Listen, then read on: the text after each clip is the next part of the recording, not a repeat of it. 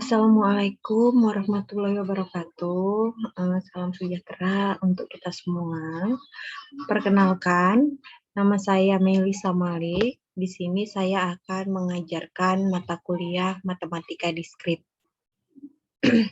Nah, untuk topik yang pertama ini kita akan membahas tentang himpunan. Nah, saya rasa kalian sebelumnya pasti sudah pernah dengar ataupun bahkan sudah pernah belajar mengenai himpunan waktu sekolah dulu. Karena setahu saya himpunan ini pelajaran matematika SMP kelas 1. Jadi ini hanya sedikit mengulang, jadi mengingat kembali untuk kalian apa itu himpunan, kemudian apa jenis-jenis himpunan, kemudian operasi-operasi pada himpunan. Nah, sekarang kita akan membahas terlebih dahulu apa itu himpunan, pengertian dari himpunan. Himpunan adalah kumpulan objek-objek yang didefinisikan dengan jelas. Nah, himpunan itu berupa kumpulan ataupun kelompok dari objek-objek atau benda-benda yang definisinya itu jelas.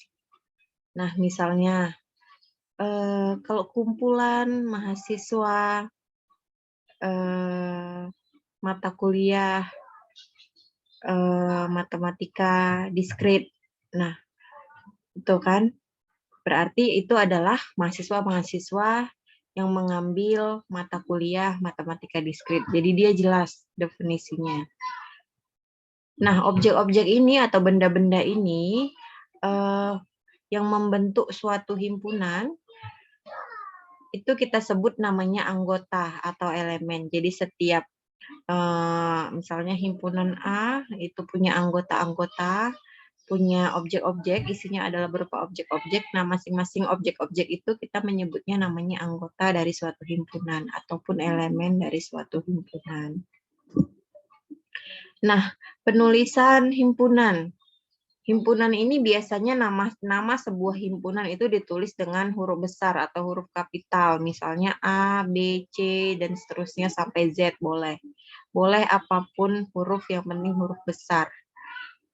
Nah, biasanya di buku-buku atau di tulisan-tulisan sering kalau kita baca itu kan contoh-contoh himpunan itu biasanya huruf yang paling sering dipakai itu A, B, kemudian X, Y, Z, itu yang paling sering. Tapi bukan berarti huruf lain nggak boleh.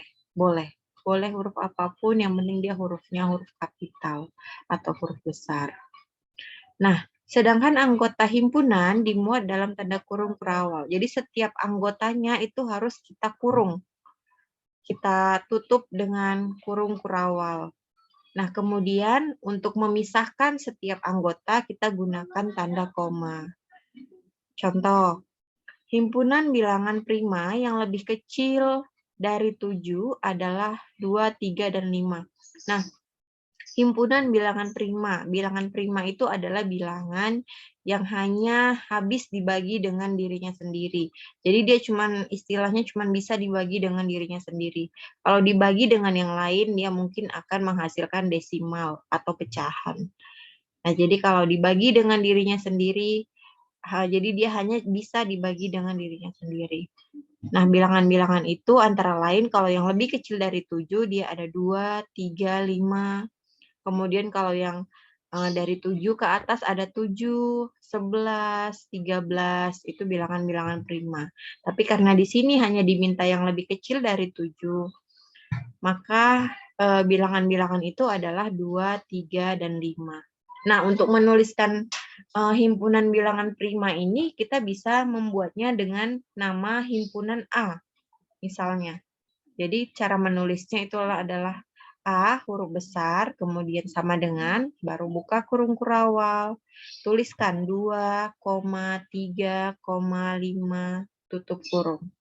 Nah, terkadang ada mahasiswa-mahasiswa juga yang masih menuliskan himpunan aja itu salah. Gitu.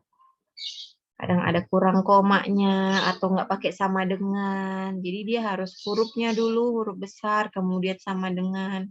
Buka kurung kurawal, tuliskan 2, 3, 5, tutup. Jangan sampai salah cara penulisannya. Nah, selain itu cara menuliskan himpunan ada juga dengan cara lain. Nah, kalau yang tadi kita sebut namanya cara tabulasi. Jadi didaftarkan dia satu-satu. Nah, tapi ada cara yang lain namanya dengan cara deskriptif atau menggambarkan sifat. Nah, sekarang kita lihat dulu ada dua cara menulis suatu himpunan. Yaitu yang pertama seperti yang tadi, mendaftarkan anggota-anggotanya atau tabulasi. Nah, di sini ada juga contohnya. S adalah himpunan dari 5 bilangan bulat positif. Bilangan bulat positif itu dimulai dari angka 1. 1, 2, 3, 4, 5, 6, dan seterusnya sampai tak hingga. Nah, di sini dia cuma minta 5 bilangan bulat positif dari 1 sampai 5. Berarti ya isinya 1, 2, 3, 4, dan 5. Nah, cara penulisannya gimana? Nah, di sini udah dikasih tahu nama himpunannya adalah S. Maka kita tuliskan dulu S huruf besar, kemudian sama dengan buka kurung kurawal 1, 2, 3, 4, 5. Tutup. Nah, ini dengan cara tabulasi atau mendaftarkan anggota-anggotanya satu persatu ditulis. Nah, kemudian yang kedua, dengan cara menggambarkan sifatnya, sifat dari anggota-anggotanya, atau secara deskriptif. Contoh, B adalah himpunan dari semua bilangan bulat positif. Nah, himpunan dari semua bilangan bulat positif. Bilangan bulat positif itu ada banyak. Dari 1, 2, 3, 4, 5, 6, 7, 8, dan seterusnya sampai tak terhingga. Nah, kalau kita disuruh mentabulasi, menuliskannya satu-satu, sampai kapanpun nggak akan siap. Karena banyak. Sampai tak terhingga. Kita nggak tahu bilangan tak terhingga itu berapa. Pokoknya dia banyak. Lebih dari 1.000.000 lebih. Lebih dari 1 miliar lebih. Jadi nggak mungkin kan kita tulis satu-satu. Maka kita bisa menuliskannya dengan cara deskriptif. Caranya gimana? Tulis dulu nama himpunannya B. Tadi kan B sama dengan buka kurung kurawal. Kita misalkan setiap bilangan bulat positif tadi namanya X. Jadi kita buatlah X, di mana X itu adalah bilangan bulat positif. Selain X boleh. Kalau kalian mau buat Y juga boleh. Berarti buka kurung kurawal, tulis Y. Kemudian garis ini, garis panjang ini kita bacanya di mana? Y di mana Y bilangan bulat positif. Boleh. A juga boleh, tapi dia huruf kecil. Nah, kalau tadi himpunannya huruf besar, namanya kalau bilangannya kita misalkannya dia pakai huruf kecil. Boleh A sampai Z boleh. Nggak harus X, tapi kebanyakan buku dan penulis-penulis dia menyebutkannya X, Y, atau Z. Nah, sekarang keanggotaan himpunan. Keanggotaan himpunan biasanya disimbolkan dengan tanda seperti huruf E. Nah, ini namanya epsilon. Tapi kalau dalam himpunan kita baca ini adalah elemen dari atau anggota dari. Nah, contoh. Misalnya suatu anggota himpunan namanya X, itu adalah anggota dari suatu himpunan S. X adalah anggota dari suatu himpunan S. Maka cara menuliskannya bahwa dia anggota S, kita bisa menuliskannya seperti ini. X elemen dari S. Atau X anggota dari S. Nah, kalau misalnya ada bilangan Y, dan bilangan Y ini bukan anggota dari S, maka penulisannya bisa dengan epsilon, kemudian digaris miring. Jadi Y ini bacanya Y bukan anggota S. Atau Y bukan elemen dari S. Kemudian simbol-simbol baku. Nah, kalau kalian baca matematika, biasanya sering menjumpai simbol-simbol seperti ini. Misalnya X elemen N, seperti ini. Atau Y elemen Z, seperti huruf Z kan, cuman dia agak tebal. Atau Z elemen Q, A elemen R, A elemen C, sering. Nah, ini merupakan simbol matematika. Dia di situ nggak menjelaskan lagi karena dianggap pembaca sudah tahu kalau ini adalah simbol-simbol baku dalam matematika. Nah, yang seperti huruf N ini apa? Ini namanya simbol untuk himpunan bilangan asli atau natural. Bilangan asli itu dimulai dari 1. 1, 2, 3, 4, 5, 6, 7, dan seterusnya sampai tak terhingga. Nah, himpunan bilangan asli ini juga merupakan kita sering sebut adalah bilangan bulat positif. Jadi dari 1, 2, 3, 4, 5, 6, 7, 8, dan seterusnya. Dia nggak ada yang pecahan, jadi bulat. Jadi himpunan bilangan asli sama juga dengan himpunan bilangan bulat positif. Nah, kemudian Z yang menyerupai huruf Z itu adalah himpunan bilangan bulat. Jadi himpunan bilangan bulat itu ada 3. Ada bilangan bulat negatif, ada bilangan non-negatif, dan ada bilangan bulat positif. Bilangan bulat negatif itu dari negatif 1, negatif 2, negatif 3, sampai dengan negatif tak hingga. Kemudian bilangan non-negatif adalah 0. 0 termasuk bilangan bulat. Kemudian satu lagi adalah bilangan bulat positif, yaitu dari 1, 2, 3, 4, 5, dan seterusnya sampai tak terhingga. Nah, jadi bilangan bulat itu tidak termasuk pecahan, jadi dia bulat. 1, 2 itu kan bulat, nggak ada pecahan, nggak ada desimal. Nah, kemudian himpunan bilangan rasional.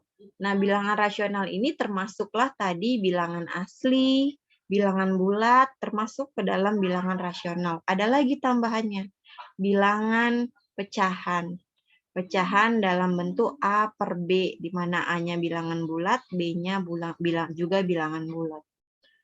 Jadi rasional itu termasuklah himpunan bilangan asli, termasuk juga bilangan bulat, dan termasuk juga pecahan dan desimal yang berulang.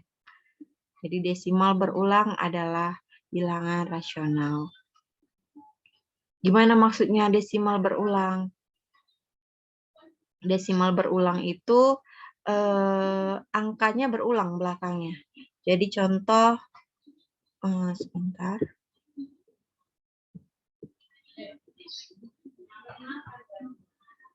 Jadi misalnya 0,32,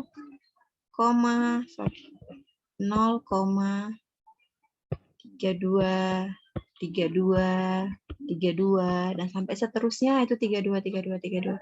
Namanya desimal berulang. Dia termasuk juga bilangan rasional. Kemudian 0,3, 0, 0, 0. Nah, ini juga desimal berulang. Belakangnya nggak akan ada angka lain selain angka 0.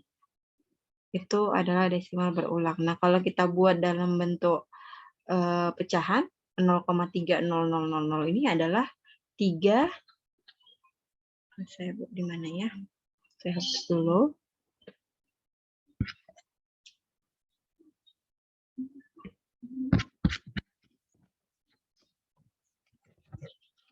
Jadi 0,3000 tadi, 0-nya 4 kali tadi ya saya buat. Itu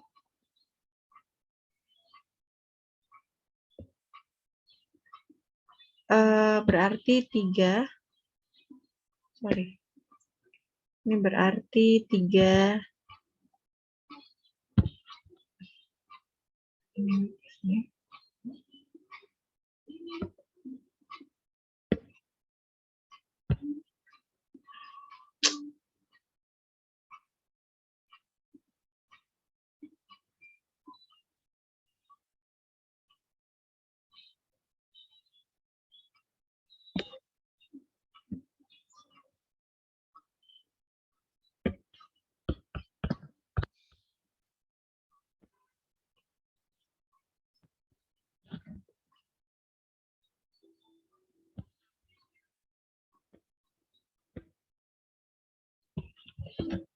30.000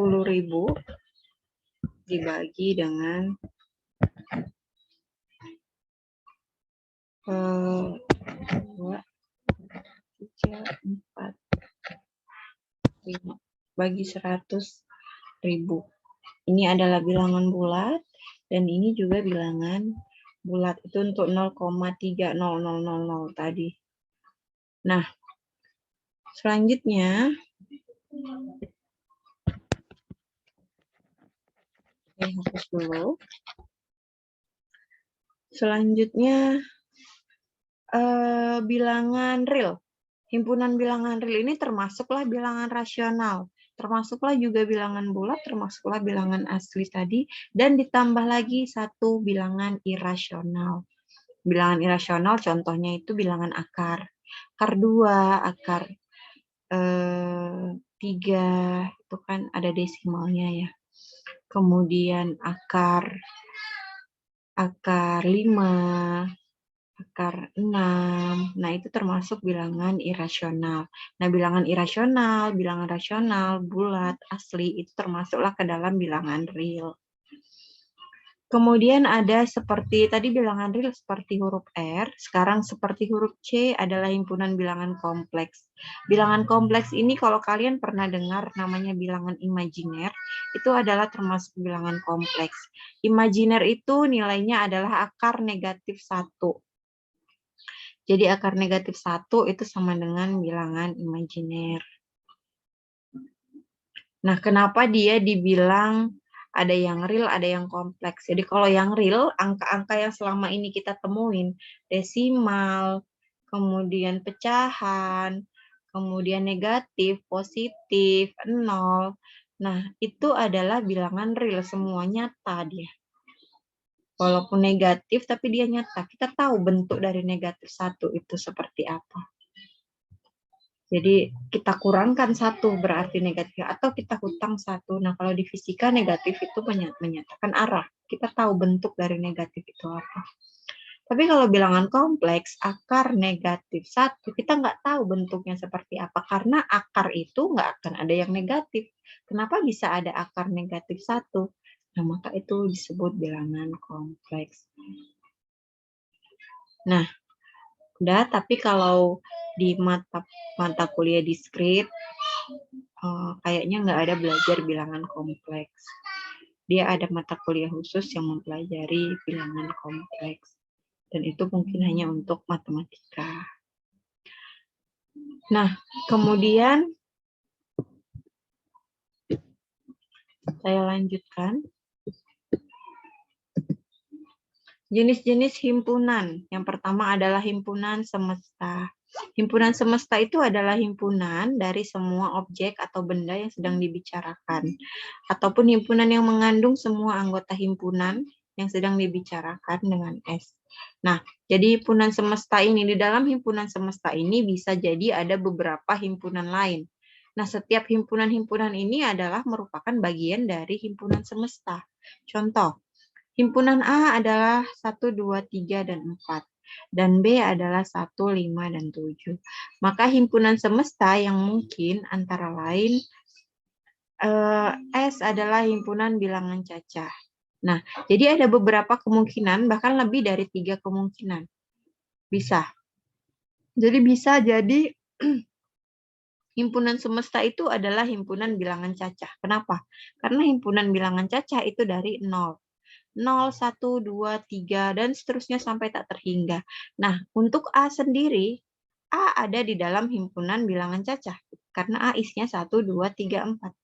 B juga ada di dalam himpunan bilangan cacah, yaitu 1, 5, dan 7. Jadi kemungkinan bisa jadi S itu adalah himpunan bilangan cacah. Atau bisa jadi juga S itu adalah bilangan cacah dari 0 sampai ke 7. Bisa.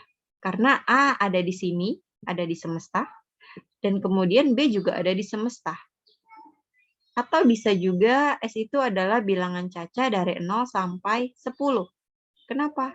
Karena A juga ada di dalam sini, ada di dalam semesta, B juga ada di dalam semesta. Jadi S itu merupakan himpunan semua bilangan yang sedang dibicarakan. Jadi bisa ada lebih dari satu himpunan yang ada di dalam semesta. Kemudian Himpunan kosong. Himpunan kosong itu adalah himpunan yang tidak mempunyai anggota. Himpunan kosong itu biasanya dinotasikan dengan kurung kurawal seperti ini, nggak ada isinya. Buka kurung, tutup kurung. Atau seperti huruf O, kemudian ada garisnya, garis miring, garis miringnya.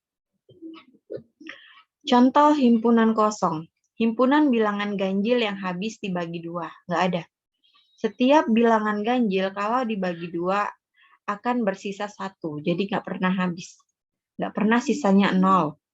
Contoh 3. 3 dibagi 2 sisanya 1. Kemudian 5. 5 dibagi 2 sama dengan 2. Masih ada sisanya 1. 7 dibagi 2 sama dengan 3. Ada sisanya 1. Jadi setiap bilangan ganjil dibagi 2 selalu punya sisa 1. Nggak ada yang habis. Maka ini adalah himpunan bilangan kosong. Ini adalah himpunan kosong. Nah, kemudian himpunan manusia yang bernafas dengan insang. Nggak ada satu manusia pun di dunia ini yang bisa bernafas dengan insang. Coba cari di mana manusia yang bernafas dengan insang. Nggak ada. Maka ini adalah himpunan kosong. Jadi nggak ada anggotanya. Kemudian himpunan terhingga, yaitu himpunan yang banyak anggotanya itu berhingga atau terbatas. Bisa kita hitung. Kita tahu jumlahnya bisa kita hitung jumlahnya. Tetapi ada juga himpunan yang tidak terhingga. Yang kita tidak tahu berapa banyak anggotanya. Sangat banyak. Nah, contoh untuk himpunan terhingga. X misalnya 2, 3, 5. Kita masih tahu anggotanya 3. Masih bisa kita hitung dengan jari. Kemudian A adalah X, di mana X itu bilangan asli yang lebih kecil dari 10. Bilangan asli lebih kecil dari 10 ada 1, 2, 3, 4, 5, 6, 7, 8, 9. Masih bisa kita hitung dengan jari. Ada 9 anggotanya untuk A. Kemudian, misalnya, X adalah bilangan cacah yang lebih kecil dari 1 juta. Nah, itu himpunan terhingga atau enggak? Terhingga. Karena kita tahu batasnya. Ada batasnya. Cuma sampai 1 juta. Kita tahu, walaupun kita nggak bisa ngitungnya pakai jari ya, karena jari cuma 20, dari tangan 10, jari kaki juga 10. Tapi kita tahu batasnya walaupun banyak. 1 juta. Berarti dari 0, 1, 2, 3, sampai 999.999. Tahu kita batasnya. Ada 1 juta anggota. 999.999 ditambahkan dengan 0. Jadi 1 juta. Ada 1 juta anggotanya. Tahu kita batasnya. Tetapi kalau yang seperti ini, himpunan tak terhingga, contoh A adalah X, di mana X adalah bilangan asli, nggak terbatas. Bilangan aslinya nggak ada batasannya di sini. Dia cuma bilang bilangan asli. Bilangan asli itu tak terhingga, dari 1 sampai tak terhingga. Banyaknya. Lebih dari 1 juta lebih dari 1 miliar lebih, 1 triliun lebih.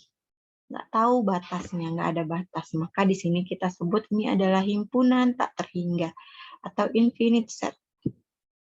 Sama juga dengan ini, B, himpunan bilangan rasional. Lebih banyak lagi daripada bilangan asli. Dari negatif tak hingga sampai positif tak hingga, termasuk pecahan dan desimal yang berulang. Lebih banyak lagi dari bilangan asli. Kita nggak tahu berapa banyak anggotanya. Nah, selanjutnya kita lihat kardinalitas. Kardinalitas ini adalah banyaknya anggota dari suatu himpunan atau jumlah anggota yang ada di dalam himpunan. Biasanya ini dinotasikan dengan NA atau ini namanya adalah kardinal A. Contoh, B adalah himpunan bilangan prima yang lebih kecil dari 20. Berarti B itu isinya 2, 3, 5, 7, 11, 13, 17, 19. Angka yang hanya habis dibagi dengan dirinya sendiri. nggak habis dibagi dengan bilangan lain. Nah, di sini ada berapa anggotanya? 1, 2, 3, 4, 5, 6, 7, 8. Ada 8. Maka kardinalitas B itu sama dengan 8 atau NB sama dengan 8. Kemudian ada himpunan T yang isinya adalah kucing, A, Amir, 10 paku. Maka kardinalitas T adalah 1, 2, 3, 4, 5. Ada 5. Kemudian A. A adalah himpunan yang isinya A, himpunan A, himpunan di dalam himpunan A. Jadi boleh seperti ini. Jadi himpunan A itu isinya himpunan lagi. Kemudian ini himpunan di dalam himpunan lagi. Boleh. Dan jumlah anggotanya tetap kita hitung berdasarkan yang diapit koma aja. Jadi misalnya ini ada himpunan di dalam himpunan. Enggaklah kita hitung 2 kali. Enggaklah kita hitung 3 kali. Tetap anggotanya ya ini 1, 2, 3. Berarti kardinalitas A itu ada 3. Sekarang hubungan antara himpunan. Ada himpunan bagian atau subset. Himpunan A disebut sebagai himpunan bagian dari B. Kita tulis notasi himpunan bagian itu seperti ini. Jadi A subset B atau A himpunan bagian B. Nah, ini jika setiap anggota A merupakan anggota B. Jadi semua anggota di A harus ada di B. Sedangkan C disebut bukan himpunan bagian dari B atau C ini bukan subset B.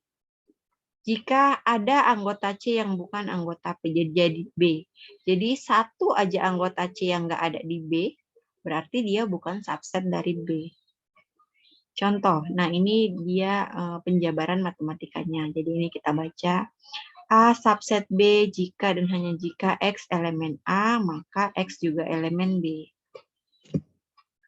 Contoh, A isinya 0, 1, 3. Ini bisa kita lihat di diagram Venn-nya. 0, 1, 3 ini A. Kemudian 0, 1, 2, 3, 5. Nah, yang ini adalah B, himpunan B. A ada di dalam B. Nah, ini berarti A subset B. Jadi semua semua anggota A itu ada di dalam B. Maka di sini A adalah subset B. Kita lihat lagi C. C ada di sini. C adalah isinya 2, 8, 7. Nah, yang merupakan anggota B itu cuma 2. 8 dan 7 bukanlah anggota dari B. Maka C ini bukan subset dari B. Karena ada anggotanya yang bukan merupakan anggota B. Nah, ini maka A himpunan bagian B dan C bukan himpunan bagian dari B. Nah, banyaknya himpunan bagian itu bisa kita hitung dengan cara 2 pangkat N. Atau 2 pangkat kardinalitas. Atau 2 pangkat banyaknya anggota himpunan A. Kemudian banyaknya himpunan bagian dari A yang jumlah anggotanya K. Jadi K ini adalah sebuah bilangan. Dan K ini harusnya lebih kecil dari N, dari kardinalitasnya, dari banyak anggotanya. Itu bisa kita hitung dengan cara kombinasi NK. Sama dengan N faktorial dibagi K faktorial dikali dengan N kurang K faktorial. Sekarang kita lihat contohnya biar lebih jelas. Misalnya ada himpunan A itu isinya A, B, C, D, maka kardinalitas A adalah 4. Banyak anggotanya 4, ya kan? Ada 1, 2, 3, 4. Nah, banyaknya himpunan bagian dari A itu bisa kita hitung dengan cara 2 pangkat N, artinya 2 pangkat 4. 2 pangkat 4 itu sama dengan 16. Jadi himpunan bagian dari A ada 16. Apa yang 16 itu bisa kita tabulasi satu-satu. Yang pertama himpunan bagian dari A itu adalah himpunan kosong. Himpunan kosong merupakan himpunan bagian dari semua himpunan. Semua himpunan punya himpunan bagian berupa himpunan kosong. Nah, jadi himpunan kosong, kemudian A, kemudian B, kemudian C, kemudian D. Nah, ini yang anggotanya 1, ya kan? subset yang anggotanya 1, himpunan bagian yang anggotanya 1. Kemudian himpunan bagian yang anggotanya 2. Ada AB, ya kan ini dia AB, kemudian AC, AD, kemudian BC, BD, CD. Nah, ini semua anggotanya 2. 2, 2, 2, 2, 2, 2. Ada 6 yang 2. Kemudian, yang himpunan bagian dari A yang anggotanya 3. Nih, A, B, C bisa. A, B, D bisa. A, C, D juga bisa. Kemudian B, C, D terakhir. Ada 4. Jadi yang anggotanya 3 ada 4. 1, 2, 3, 4. Dan terakhir adalah subset yang anggotanya 4. Itu cuma 1, A, B, C, D. Nah, di sini karena cuma sedikit ya kan, anggota dari A cuma 4. Jadi kita bisa mentabulasi subsetnya satu-satu. Tapi kalau banyak, itu akan memakan waktu yang lebih lama. Tapi kita untuk mengetahui berapa banyaknya, kita bisa pakai rumus 2 pangkat N. Nah, untuk mengetahui banyaknya himpunan bagian dari A yang jumlah anggotanya K tadi, itu rumusnya CNK, kombinasi NK. Nah, di sini saya kasih contoh untuk mengetahui himpunan bagian dari A yang jumlah anggotanya 3. Nah, sebenarnya di sini kita udah bisa lihat ada 4, ya kan? Yang jumlah anggotanya 3 yaitu ini, 1, 2, 3, 4. Nah, tapi kalau banyak nanti anggota dari himpunan A ini, kita nggak bisa kan tabulasi satu-satu, memakan waktu lama. Jadi untuk mengetahui jumlah anggotanya, yang jumlah anggotanya subset, yang jumlah anggotanya 3, kita bisa pakai rumus ini, CNK.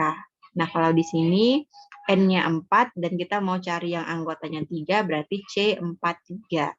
Yaitu 4 faktorial dibagi dengan 3 faktorial dikali dengan 4 dikurang 3 faktorial.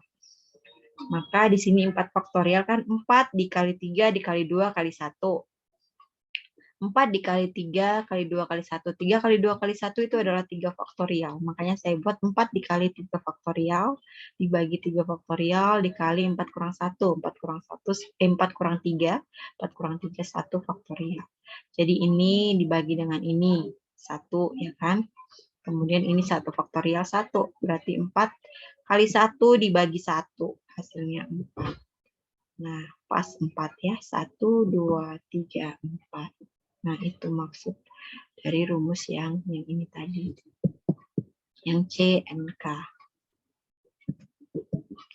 Kemudian ini ada himpunan yang sama atau sama dengan. Notasinya sama dengan. Nah, karena sama, ya semua anggotanya harus sama. Antar himpunan A dan himpunan B, semua anggotanya wajib harus sama. Nah, kalau ada salah satu aja yang nggak sama, berarti dia A tidak sama dengan B. Nah, contohnya ini. A157, B157. Semua sama. 1 ada di A, 1 juga ada di B. 5 ada di A, 5 juga ada di B. 7 ada di A, 7 juga ada di B. Habis. Berarti A sama dengan B. Ada lagi namanya himpunan yang ekivalen. Ekivalen berbeda dengan himpunan yang sama. Kalau yang sama, semua anggotanya sama. Tapi kalau ekivalen, yang sama itu adalah jumlah anggotanya atau banyak anggotanya atau kardinalitasnya harus sama. Jadi misalnya ada 2 himpunan A dan B, dikatakan ekivalen jika NA sama dengan NB. Kardinalitas A sama dengan kardinalitas B. Jumlah anggota A sama dengan jumlah anggota B. Contoh, A-nya 1357. B-nya 2468. Nah, jumlah anggota A ada 4. Anggota B juga 4, sama. Maka A ekivalen B. Kemudian operasi-operasi pada himpunan. Yang pertama itu adalah komplement.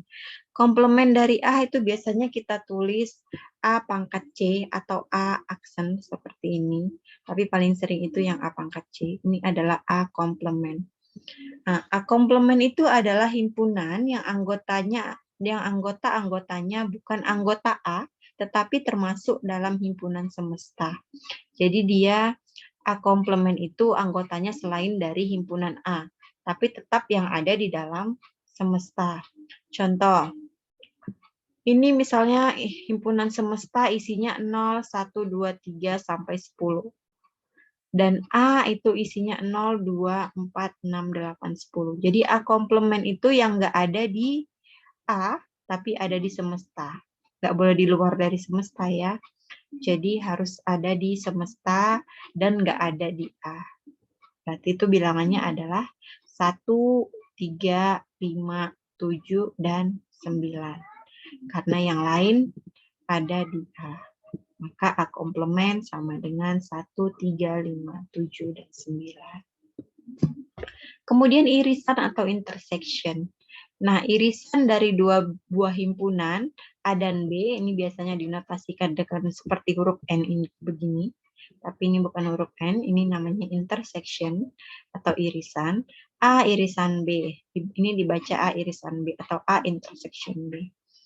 Jadi A iris B itu adalah himpunan yang anggota-anggotanya merupakan anggota A sekaligus anggota B.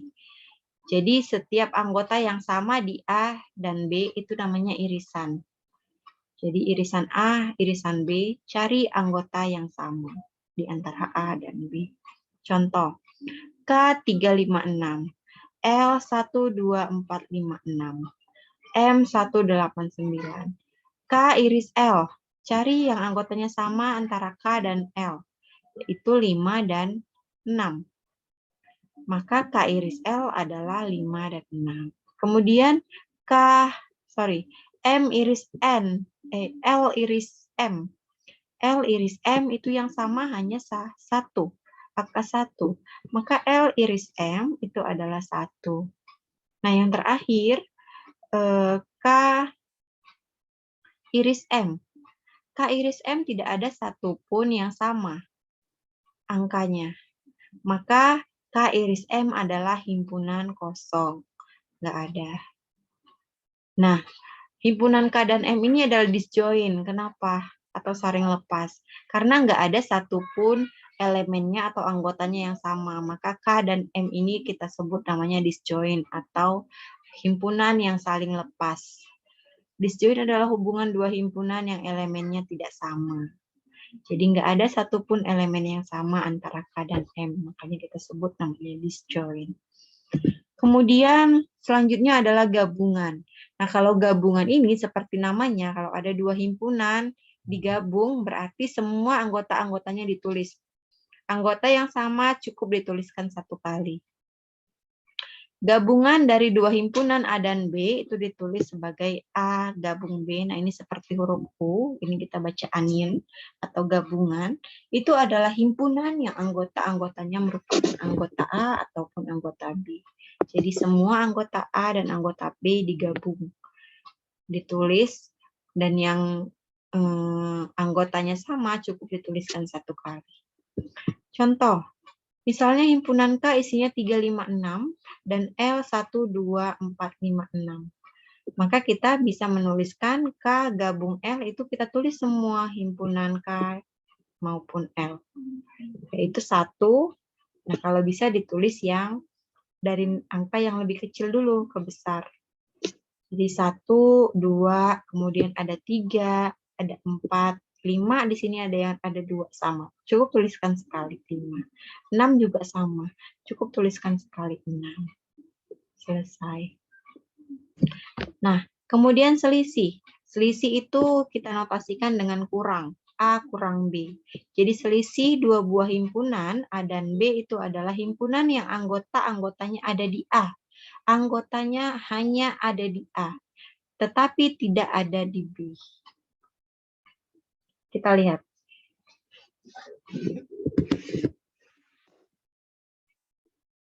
Jika K 1, 2, 3, 5, 7, 8 dan L 2, 3, 4, 5, 6. Nah, kita lihat di sini 1, 2, 3, 5, 7, 8 berarti yang sama dengan L yang ada di sini yang juga termasuk anggota L, yaitu 5, 2, 3, dan 5. Di sini ada juga 2, 3, 5. 2, 3, 5 ini termasuk anggota dari L. Dan tadi katanya tidak boleh ada di B. Maka ini kita buang, sisanya tinggal 1, 7, 8. Maka K dikurang L 1, 7, 8. Jadi yang ada di K, tapi tidak ada di L. Gitu.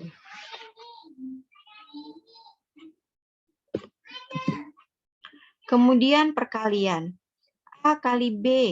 Nah, perkalian ini akan menghasilkan himpunan pasangan berurut, yaitu X, Y, di mana X-nya itu adalah elemen dari A dan Y-nya itu adalah elemen dari B. Jadi ditulis dulu A-nya, baru ditulis B-nya. Contoh, himpunan A itu adalah 2,3. Himpunan B adalah ABC. Nah, maka A kali B, ini A kali B berarti 2, A, kemudian 2, B, 2, C, 3, A, 3, B, 3, C. Nah, dia merupakan himpunan pasangan berurut. Kebalikannya kalau B kali A, berarti B-nya dulu. A2, A3, B2, B3, C2, C3. Nah, kalau A kali A, berarti A dikali A lagi. Berarti 2, 2. Ini 2, 2 ya, sorry. Saya salah ketik. Ini 2, 2. Kemudian 2, 3. Baru kemudian gantian. 3, 2, 3, 3. Nah, seperti itu.